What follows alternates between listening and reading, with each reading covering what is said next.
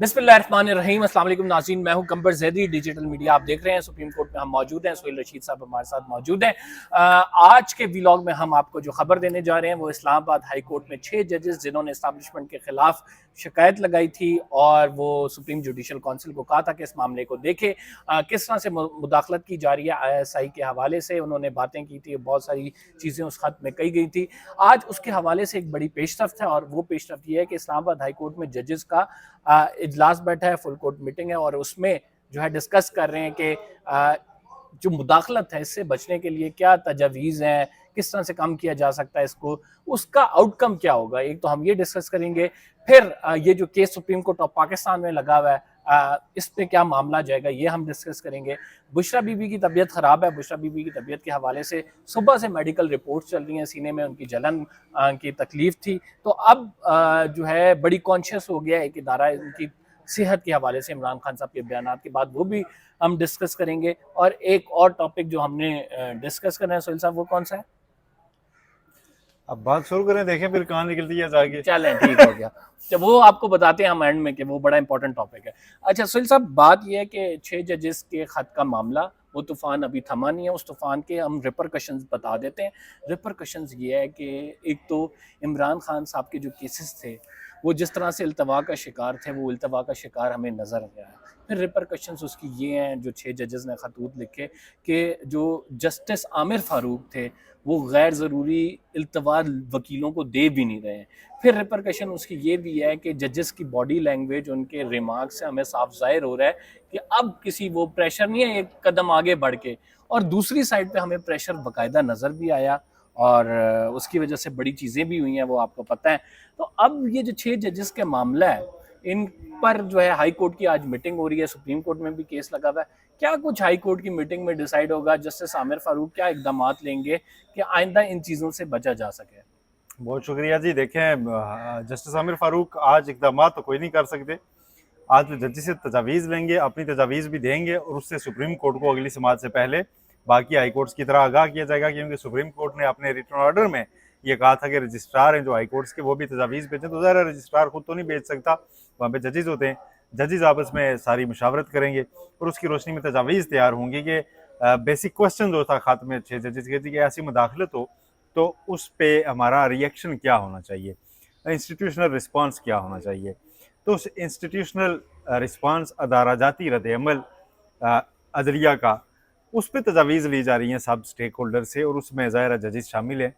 तो आज उसी सिलसिले में एक मीटिंग इस्लामाबाद हाई कोर्ट में इस वक्त जारी है और उसमें पहली बार ये मौका है कि उन 6 खत लिखने वाले जजेस का चीफ जस्टिस के साथ इस मौजू पर खुलकर आज मुकालमा हो रहा है, बातचीत चल रही है और उसके बाद तजावीज़ अच्छा, मैं मुरतब थोड़ा की सा जाएंगी। बैकग्राउंड इधर बता दूं सोहेल साहब, फिर आप इसे एक्सप्लेन कीजिएगा। नाज़रीन, बैकग्राउंड ये भी है कि इन जजेस ने पहले अपने चीफ जस्टिस को अप्रोच किया था और उन्होंने कहा था ये हो रहा है हमारे साथ, काइंडली कुछ करें। लेकिन जस्टिस आमिर फारूक ने कोई खातिर खा इकदाम नहीं किए। फिर इन जजेस ने चीफ जस्टिस ऑफ पाकिस्तान यानी जस्टिस काजी फाइज ईसा को भी कहा था, तो वहाँ से भी कोई ज़रा सुनवाई नहीं हुई। तो क्या अब वही चीफ जस्टिस यानी जस्टिस आमिर फारूक साहब इन लोगों के वही मसाइल जो कि वो खत में पब्लिकली कर चुके हैं, प्रेशर होते हुए कर पाएंगे उनको एड्रेस, या उन्हें सुनेंगे? जाहिर बात है मैं आपको एडमिनिस्ट्रेटिवली। फिर कह रहा हूँ कि उन्होंने एड्रेस नहीं करने, उनका आज की मीटिंग में डोमेन नहीं है, उसका गोल ही नहीं है एड्रेस करना। उन्हें तजावीज़ लेके यहाँ भेजनी है, एड्रेस अब यहाँ से होने हैं सुप्रीम कोर्ट से। मैं ये ठीक कह है, रहा हूँ कि सुप्रीम कोर्ट ने भी तो ये इस मैटर और को लिया हुआ सुप्रीम है ना, कोर्ट तो से भी सुप्रीम कोर्ट एक्चुअली नहीं होने, एक जजमेंट आएगी ये उसके बात बाद अब सुप्रीम जो है जुडिशल ना नुक्ते काउंसिल पे ने आए वो हैं ये। एड्रेस कर रहे हैं। वो सुप्रीम जुडिशल काउंसिल ने एड्रेस कर रहे हैं सर बेसिक क्वेश्चन जो है हाँ, कि हम सुप्रीम जुडिशल काउंसिल से है कि हमारे कोड ऑफ कंडक्ट इस पे खामोश है तो हमें गाइड करें। तो कोड ऑफ कंडक्ट में कोई तरमीम करनी है तो सुप्रीम जुडिशल काउंसिल का दायरा इख्तियार है। इसलिए मैं पहले दिन से ये कह रहा हूँ, पहला रिस्पांस इस खत पे सुप्रीम जुडिशल काउंसिल का आना चाहिए था।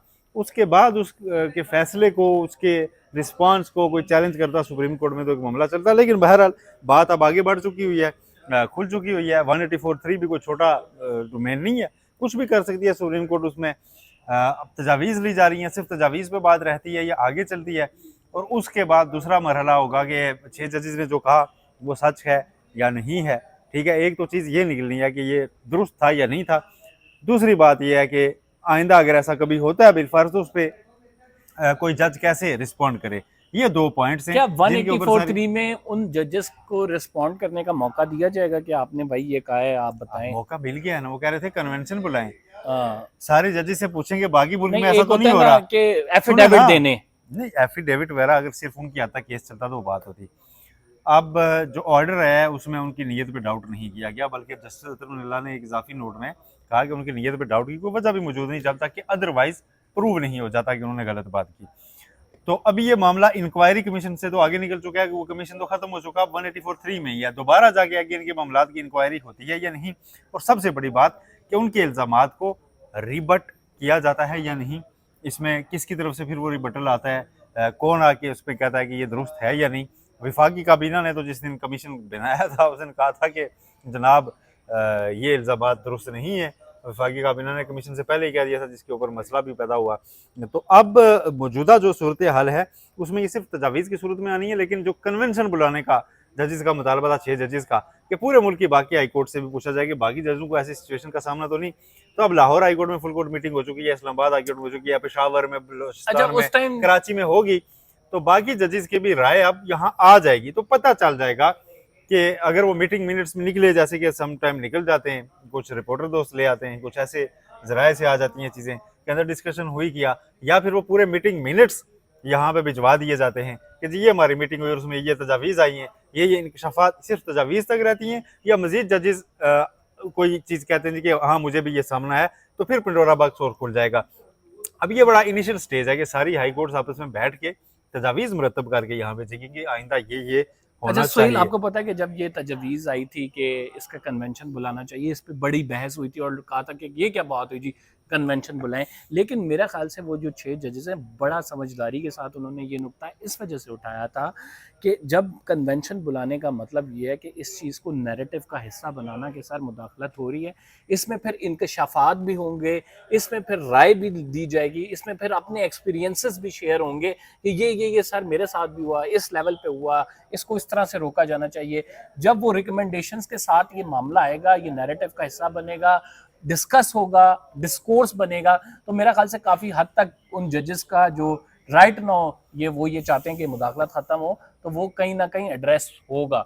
अब सुप्रीम कोर्ट क्या इस मामले पे करेगी? अच्छा, पहली बात ये देखें कि जब इस तरह का मामला हुआ ना, ये जो 6 जज के खत वाला, तो उसमें थोड़ा सा फॉल्ट हमारा मीडिया और सोशल मीडिया का होता है कि हम उसको एक पर्टिकुलर वे में नैरेटिव बना देते हैं कि शायद ये कोई पीटीआई गवर्नमेंट, पीटीआई पार्टी के साथ जो कुछ हो रहा था उसी तनाजुर में सारा कुछ है, उससे इसको लिंक नहीं करना था। सबसे पहली बात, सारे स्टेक होल्डर्स के लिए मुनासिब ये था कि इस खत को एक खत की हद तक लेते। उस खत में सिर्फ ये कहा गया है कि कोड ऑफ कंडक्ट हमने पढ़ा है और हमें वेट था जैसे शौकत सिद्दीकी वाली जजमेंट का कि शायद उसमें आपको बता दें कि ऐसे ऐसे करना चाहिए जज को, उसमें भी आपने अटेंडेंस छोड़ा है, तो हमें सिर्फ आप गाइड करें। वो सिर्फ गाइडलाइन मांग रहे थे।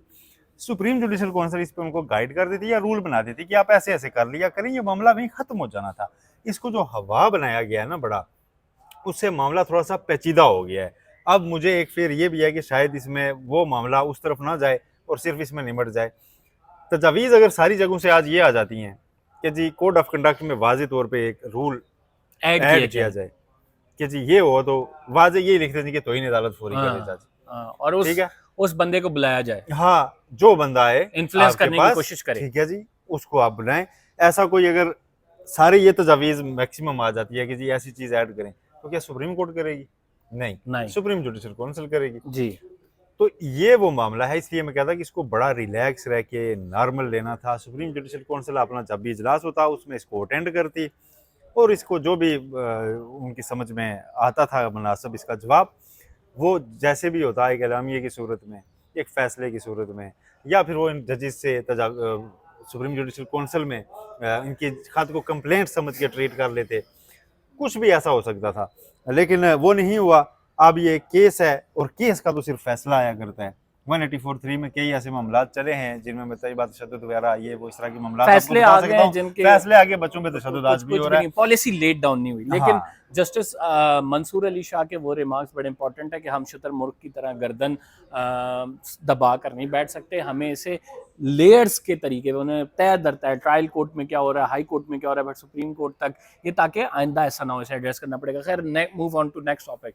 नेक्स्ट टॉपिक है जी बुशरा बीबी के सीने में जलन। बुशरा बीबी ने जो है शिकायत की, उनका तिब्बी मुआयना हुआ, उस तिब्बी मुआयने में ये निकला कि कुछ नहीं है, कोई खातिर खा उनको डिजीज़ नहीं है, उनको कोई जहर नहीं दिया गया। तो लेकिन वक्तन फ़वक्तन ये स्टेटमेंट भी आ रही हैं, वक्तन फ़वक्तन ये शिकायत भी आ रही है, और फिर इमरान खान साहब ने इसको एक ऐसे कोड में तश्कील दी है कि जिसके बाद एक खसूसी तौर पर इदारा वो बड़ा सेंसिटिव है इस हवाले से कि उनकी जान को कोई खदशा ना हो। इमरान खान ने, मेरा ख्याल है ना, ये अंदर रह के ना, तो उन्होंने अपनी तरफ से एक सियानापन किया है जी कि मैं ऐसे ऐसे इल्ज़ाम लगाता हूँ, तो उसके बाद ये होगा कि स्टेट की रिस्पॉन्सिबिलिटी बन जाएगी कि मैंने पेशगी कह दिया, अब उन्हें कुछ हुआ तो आप जिम्मेदार हैं।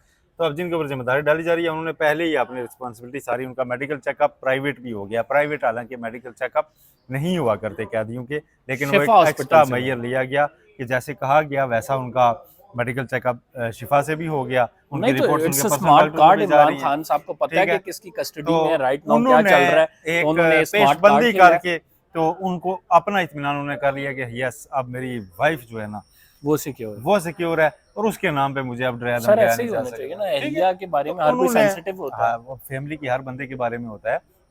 तो उन्होंने अगर ये रह के ये किया, लेकिन उसे और भी तरीके थे, जजेस को भी दरखास्तें दी जा सकती थी, लेकिन बहरहाल उन्होंने जो बेहतर समझा उन्होंने कर लिया, और उसका नतीजा उनके सामने आ गया है। अब एक चीज स्टैब्लिश हो गई है कि शी इज फाइन, और उनकी कोई मसला नहीं है। और उनकी जो रिपोर्ट है वो ISPR के रिपोर्टर्स भी शेयर करें कि शी इज फाइन, तो ठीक है ना भाई, जिस रिपोर्टर के पास स्टोरी है वो दे वो कर दे। अच्छा चलें जी, हम नेक्स्ट स्टोरी पे मूव ऑन करते हैं, और नेक्स्ट स्टोरी हमारी है जी कि जो ये बैरिस्टर गौहर साहब हैं, ये चाह रहे हैं कि मखसूस नशिस्तों का फैसला भाई सुप्रीम कोर्ट बड़ी जल्दी कर दे, इसमें देर ना बढ़ते।